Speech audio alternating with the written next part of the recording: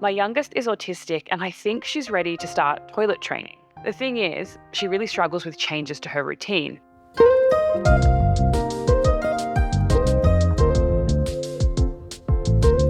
Welcome to Late Night Notes, the parenting podcast that answers the questions keeping you up at night. I'm your host, journalist, author, and mum of four, Madeleine Grummett. Tonight's episode is about how we can help autistic children get ready for toilet training.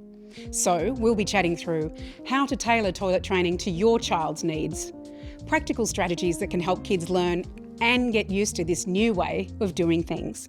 Plus, we'll touch on what to expect along the way and knowing when you need support. But first, let's take a listen to our late night note. Hi team, I'm Amira and I'm a mum of three. My youngest is autistic and I think she's ready to start toilet training. She's 3 and I've just been seeing some of those readiness signs like I did with my other kids. It's just been a little later for her, which I know is just often the way it goes for autistic kids. The thing is, she really struggles with changes to her routine. And from toilet training my other kids, I know it's just always a big change, right? So I will check in with our GP before we start, just to be sure. But I'm such a planner, so here I am late at night just thinking ahead already and looking for ideas that could just help her ease into it, really.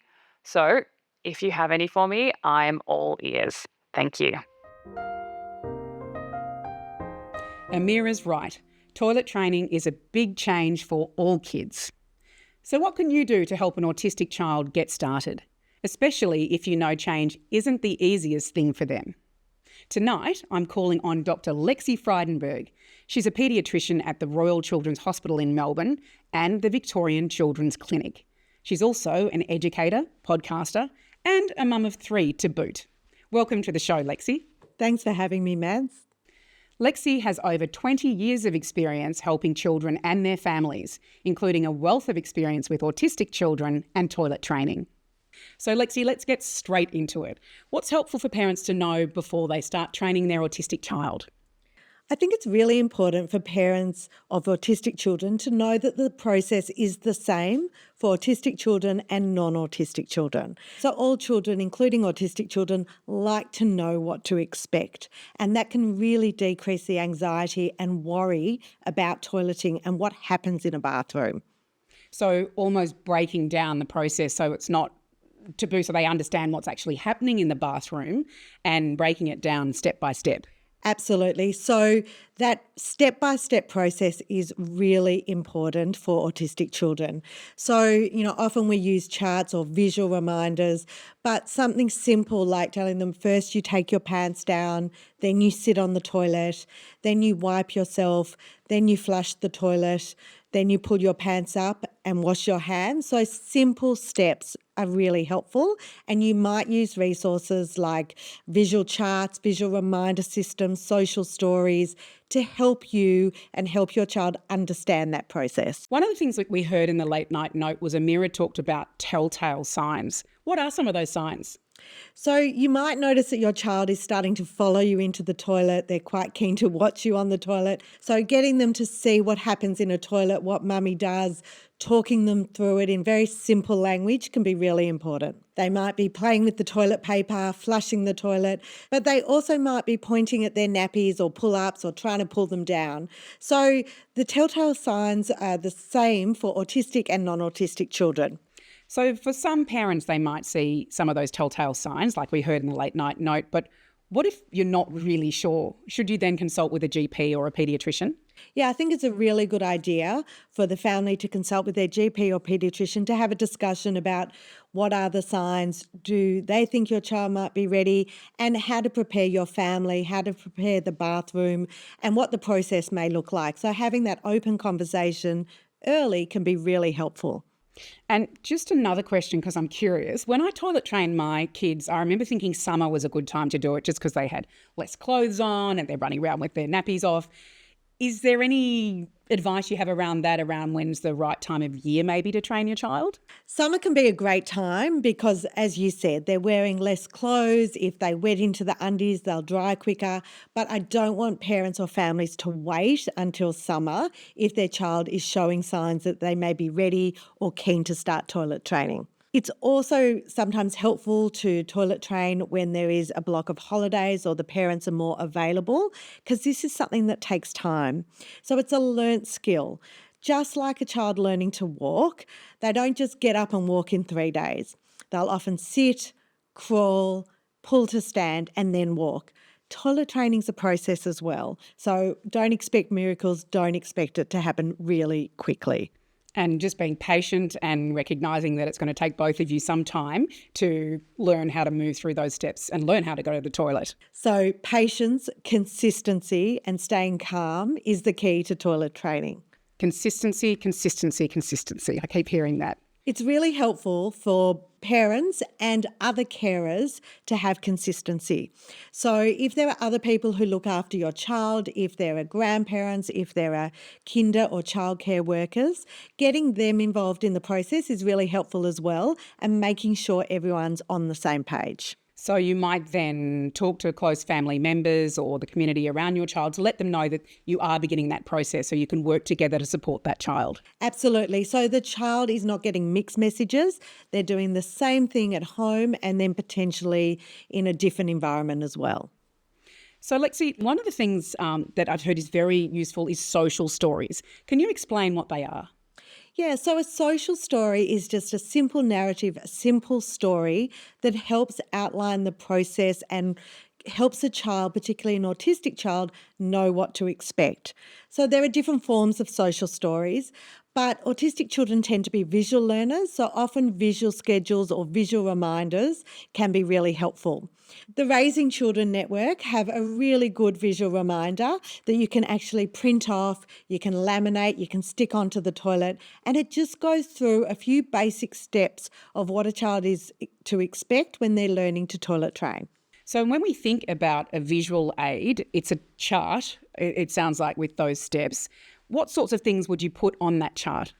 So you can draw pictures or you can download some pictures off the internet, some animations, but often it's the steps. It's like the child pulling their pants down, then the child sitting on the toilet, the child wiping themselves, the child flushing the toilet, pulling up their pants, and then washing their hands. So using animations or drawings can be really helpful, and you may be able to find those on the internet.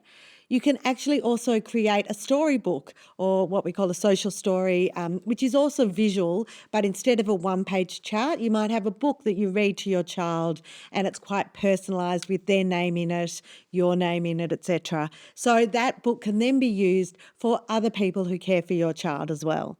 And maybe the child then is proud of that book because it is personalised and customised to them, the way that you've created those stories.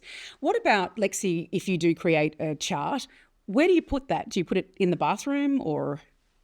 Yeah, so it really depends what's right for your family. So often parents will print out or colour print out a chart, they might laminate it and stick it on the wall.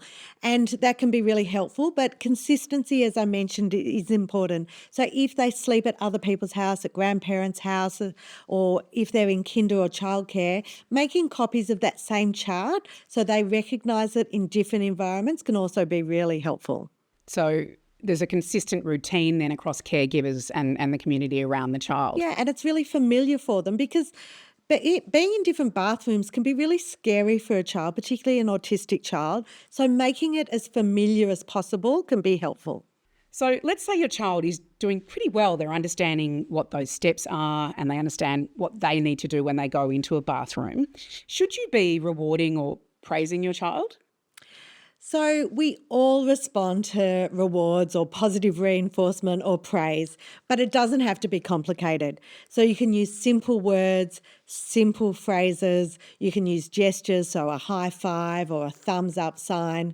So a lot of families will make their own reward or sticker charts. The child might help drawing, they might get to choose some of the stickers because kids love having choice, and then putting them up on that toilet wall next to the steps as a reminder can be really helpful.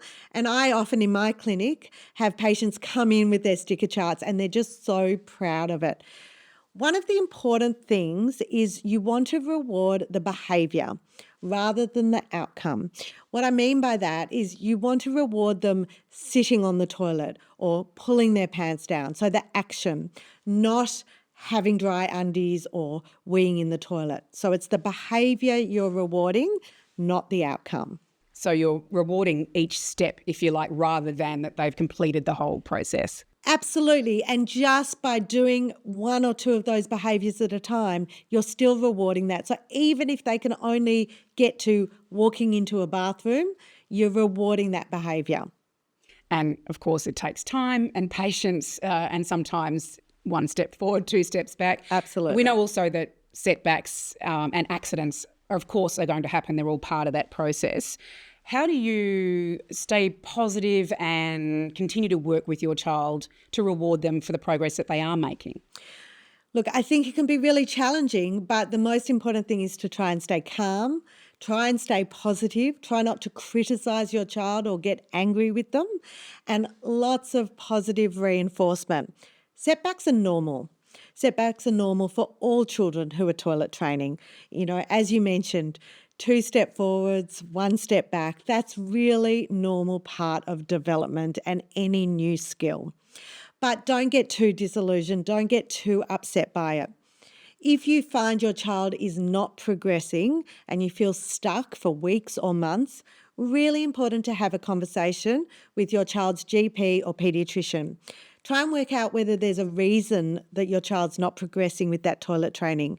So something we often see is constipation. So if the child's got hard or infrequent poos, it might be really hard for them to toilet train. So having that conversation early is really important as well. So seeking help sounds like it's really important. And if you do start toilet training with your child and then they're really not progressing, would it be okay to pause, for example, for 3 months and start again when it might be the child is more ready and you're more ready as well? Absolutely. So if your child's not progressing and they seem to be getting distressed or angry or upset about it, you are much better off pausing and trying again later. You don't want to get into battles over the toilet. If it really does feel like it's a battle, what kind of professional help could you seek? So often autistic children and families will have a care team around them. So they may have an occupational therapist or a psychologist, and they can be incredibly helpful in helping you and the child with toilet training, helping make those visual stories or those social stories. Also, kindergarten teachers, childcare teachers, they're used to this. They have a whole room full of kids who are trying to toilet train. So getting their tips and advice and support can be really encouraging as well. Lexi, thank you very much for sharing such important and practical advice and steps for how families can think about helping their autistic child to train to go to the toilet. Just before we sign off, any final tips for parents? I think it's really important to remember that the process for toilet training for autistic children and non-autistic children is the same. Small steps, patience, consistency, and calm is really important. And setbacks, a normal part of this process. Thanks, Lexi. So we've covered a lot in tonight's episode. Let's talk through what we've learned about toilet training for autistic children. Here's tonight's notes. Firstly, the steps to toilet training autistic children are pretty much the same as for all kids, but we can help them out with support strategies like social stories and visual aids. These can help kids know what to expect and what to do. But see what works for your child. Make sure to give them plenty of praise, maybe even some rewards along the way. And finally, accidents and setbacks are just part of toilet training. But if you feel like things aren't moving forward, it's okay to stop for now. And it can help to speak to your child's GP or health professional for some more support. As always, we've got plenty of handy links in the show notes so you can learn more about toilet training for autistic children, plus get extra support. Check out our other episodes for more deep dives into those big parenting questions. And tonight, I hope you can rest a little easier.